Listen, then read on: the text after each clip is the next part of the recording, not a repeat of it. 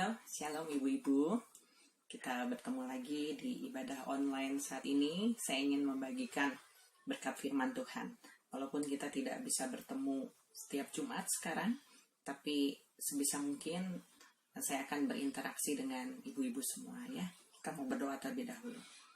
Tuhan, terima kasih. Tuhan sudah menolong kami sehingga pada saat ini kami diberikan kesempatan untuk mengikuti sharing komunitas. Biarlah Tuhan Kau yang akan menolong sehingga Kau yang akan memberikan pengertian buat kami sehingga sharing komunitas ini boleh memberkati kami dan firman Tuhan boleh menguatkan kami. Di dalam nama Tuhan Yesus kami bersyukur. Haleluya. Amin. Nah, ibu-ibu yang kekasih, pada bacaan akurat awal April, ibu-ibu sudah dapatkan akuratnya. Kalau yang belum, saya berusaha untuk fotoin ya dan di-share di grup WA.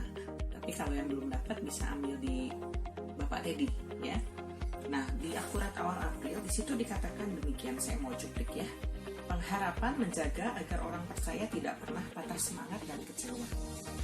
Nah, pengharapan kepada Tuhan Yesus itu tidak pernah mengecewakan saudara. Walaupun apa yang kita harapkan nggak langsung seperti jatuh dari langit ya, kita mengharapkan sesuatu hari itu juga kita dapat, tidak gitu ya. Tetapi kita percaya bahwa pengharapan pada Tuhan Yesus tidak pernah sia-sia. Pengharapan itu yang menjadikan kita kuat dikatakan tidak mudah patah semangat dan kecewa. Karena di dalam Ibrani 6 ayat 19 berbunyi demikian, pengharapan itu adalah sauh yang kuat dan aman bagi jiwa kita yang telah dilabuhkan sampai ke belakang tabir. Jadi pengharapan itu seperti sauh itu jangkar ya, menancap begitu kuat. Kalau kapal kan hendak berlabuh, dia menancapkan jangkarnya sehingga dia tetap tidak terombang-ambing ya, maksudnya tidak lepas ke lautan gitu ya. Nah, demikian juga pengharapan mengikat kita kepada Tuhan, sehingga di masa-masa sekarang yang kita tahu sulit ini, satu-satunya pengharapan kita hanya kepada Tuhan Yesus. Sharing firman Tuhan ini saya mau bagikan yang judulnya masih ada harapan. There is still hope ya, jadi masih ada harapan di dalam Tuhan. Dalam masa darurat COVID ini, dalam hitungan jam situasi bisa berubah. Sudah bisa lihat ya, update yang kena terjangkit virus ya, kemarin sama hari ini berbeda saudara. Sekarang lagi masa-masanya peningkatan, tapi saya percaya ya nanti suatu saat akan reda. Waktu anak saya sakit demam berdarah, waktu itu saya konsultasi dengan seorang dokter. Kan katanya gini ya, kalau misalnya demam berdarah bagus nih minumin jus jambu katanya, terus harus minum apa lagi lah macam-macam. Tapi dokter itu mengatakan memang waktu masa penyakit demam berdarah itu harus melalui proses seperti itu, trombosit akan turun gitu ya. Nah, dijaganya mungkin harus lebih banyak minum, jadi bukan karena jus buahnya gitu ya. Kalau kurang minum juga akan membahayakan gitu. Jadi ada masanya. Nah, demikian juga waktu COVID ini mungkin ada masanya ya, soal tinggi-tingginya pencegahannya ya tentu saat ini dengan yang dianjurkan pemerintah ya, lebih banyak stay at home, terus nggak berkerumun gitu, terus ibadah juga di rumah katanya gitu ya, untuk memutus link virus corona ini gitu ya. Jadi kita patuhi. Nah, tanggal 22 Maret kemarin kita masih ibadah kan sama-sama di gereja. Nah, tapi saat ini kita sudah online seperti ini. Berharap hari Minggu kita masih bisa mengadakan live streaming. Tapi kan kita nggak tahu gitu ya. Tapi tetap kita bisa ambil waktu untuk ibadah online seperti ini. Nah, sebenarnya dalam kehidupan ada banyak hal yang kita ini diizinkan dalam situasi buruk, seolah-olah tidak ada jalan keluar, tidak ada harapan. Tetapi percayalah, di tengah-tengah keburukan pasti ada kebaikan, seperti yang saya bagikan kemarin ya di ibadah online Kamis. Ketika orang lain atau manusia melihat bahwa tidak ada jalan, tetapi bagi Allah tidak ada yang mustahil. Dan untuk orang percaya, walau tersisa 0,1% harapan, hal itu berharga sekali saudara. Di dalam Roma 12 ayat 12 berbunyi apa? Roma 12 ayat 12 berbunyi demikian. Bersukacitalah dalam pengharapan, sabarlah dalam kesesakan, dan bertekunlah dalam doa. Ya, jadi di dalam Roma 12 ini mengingatkan kita untuk kita senantiasa dikatakan bersukacita dalam pengharapan. Jadi ada sukacita di dalam pengharapan itu. Selain itu harus ada ketekunan dikatakan di dalam penderitaan. Jadi seperti yang tadi saya bilang, ketika saudara berharap sesuatu, mungkin tidak hari itu juga saudara mendapatkannya ya, tapi dikatakan saudara harus bersabar dalam kesesakan dan bertekun di dalam doa. Ibu-ibu, saya percaya bahwa wanita diciptakan sebagai penolong dikatakan, entah itu posisinya sebagai istri di dalam rumah tangga ya, sebagai ibu, pokoknya yang wanita dikatakan diciptakan sebagai penolong. Pasti seorang penolong itu lebih kuat, bukan dirinya superwoman atau lebih kuat, tetapi kita lihat keunikan seorang wanita. Wanita itu dikatakan makhluk yang lemah dikatakan, tetapi kita ingat juga firman Tuhan, justru dalam kelemahanlah kuasa menjadi sempurna. Kita kuat karena ada Tuhan dikatakan yang menyertai kita.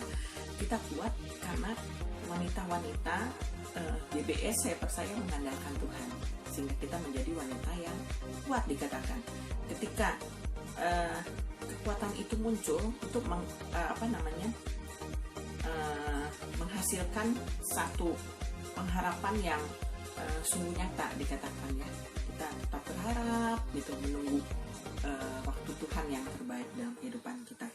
Jadi biarlah wanita-wanita Kalvari, kita harus lakukan semuanya dengan ucapan syukur. Kurangi mengeluh, karena itu akan menambah beban, dan berdoa ketika kelemahan itu datang, maka itu akan menjaga kita untuk tidak berhenti berharap kepada Tuhan. Di dalam Roma 5 ayat 4 dan 5, Roma 5 ayat 4 dan 5 berbunyi demikian. Dan ketekunan menimbulkan tahan uji, dan tahan uji menimbulkan pengharapan. Dan pengharapan tidak mengecewakan, karena kasih Allah telah dicurahkan di dalam hati kita oleh Roh Kudus yang telah dikaruniakan kepada kita. Jadi jelas ya, bahwa kekuatan itu datang dari Roh Kudus dikatakan. Ketika kita tekun, tahan uji, terus berdoa, nah itu timbul dikatakan pengharapan, dan pengharapan itu tidak pernah mengecewakan. Jadi itu kekuatan kita ya, para wanita GBS Kalvari. Dan percayalah bahwa pengharapan kita tidak pernah sia-sia di dalam Tuhan. Kita baca lagi di dalam Roma 15 ayat yang ke-13. Roma 15 ayat yang ke-13 berbunyi demikian. Semoga Allah sumber pengharapan memenuhi kamu dengan segala sukacita dan damai sejahtera dalam iman kamu, supaya oleh kekuatan Roh Kudus, sekali lagi saya katakan, supaya oleh kekuatan Roh Kudus kamu berlimpah-limpah dalam pengharapan ya. Biarlah kaum wanita berlimpah-limpah di dalam pengharapan. Allah adalah sumber pengharapan kita, jadi tetap dekat dengan sumber pengharapan tersebut, maka saudara semua tidak akan pernah kecewa. Kita baca di dalam ayat terakhir, Roma 15 ayat yang keempat. Roma 15 ayat yang keempat. Sebab segala sesuatu yang ditulis dahulu telah ditulis untuk menjadi pelajaran bagi kita, supaya kita teguh berpegang pada pengharapan oleh ketekunan dan penghiburan dari kitab suci. Jadi saudara, kita nggak boleh jauh juga dari membaca firman. Ketika saudara merasakan satu kelemahan, terus wah kayaknya nggak ada jalan nih, merasa lemah, saudara harus berbanyak baca kitab suci, karena dikatakan pengalaman-pengalaman yang sudah ditulis di kitab suci itu juga membuat kita kuat ya. Saat ini mendengar firman Tuhan juga akan menimbulkan iman. Membaca firman Tuhan, saudara juga harus yakini iman nih. Kalau saudara kurang yakin waktu membaca firman Tuhannya, diucapkan. Jadi nggak hanya dibaca seperti ini, tapi ucapkan firman Tuhan itu yang kita baca, sehingga bisa didengar oleh telinga, dan itu menimbulkan iman, dan iman menimbulkan pengharapan ya. Tetap kuat di dalam Tuhan Yesus. Para wanita Kalvari, biarlah semakin dekat sama Tuhan. Doa saudara sangat berharga. Ketika saat-saat seperti ini, para kaum wanita harus bersatu di dalam doa. Berdoa untuk keluarga, berdoa untuk anak-anak, berdoa untuk orang tua kita. Banyak yang bisa kita doakan. Dan Saya percaya bahwa doa itu juga akan terus menimbulkan pengharapan di dalam kehidupan kita, bahwa kebaikan Tuhan akan terus ada dalam kehidupan kita, kemurahan Tuhan akan berlaku dalam kehidupan keluarga kita. Kita akan tetap terpelihara walaupun dalam masa sulit seperti ini. Kita berdoa. Ibu-ibu, Tuhan Yesus, terima kasih untuk firman-Mu yang memberikan pengharapan buat kami semua, bahwa di dalam Tuhan tidak pernah ada yang sia-sia. Biar di saat seperti sekarang ini, Tuhan Yesus, mungkin kami dilanda kebingungan, kekhawatiran, Tuhan Yesus, entah segala macam yang berkecamuk di pikiran kami. Tetapi biarlah Tuhan Yesus, satu hal yang terpenting, kami tidak meninggalkan persekutuan kami dengan Tuhan, berdoa kepada Tuhan. Karena ketika kami tetap bersyukur, kami tetap mengandalkan Tuhan, bertekun di dalam doa, dan sabar menanggung segala sesuatunya, maka pengharapan itu akan membawa kami kepada suatu hal yang baik, Tuhan Yesus. Kami tidak patah semangat, tetapi kami tetap punya semangat dalam menjalani kehidupan ini. Kehidupan ini harus terus berlalu, Tuhan Yesus, karena kami percaya bahwa di balik semua yang terjadi saat ini, Tuhan masih memberikan harapan buat kami, Tuhan Yesus, kehidupan yang lebih baik di masa yang mendatang. Terima kasih Tuhan, tanamkan firman-Mu agar ini juga menjadi kekuatan untuk ibu-ibu semua. Di dalam nama Tuhan Yesus kami berdoa dan bersyukur. Haleluya, amin. Sampai berjumpa di ibadah online berikutnya. Tuhan Yesus memberkati.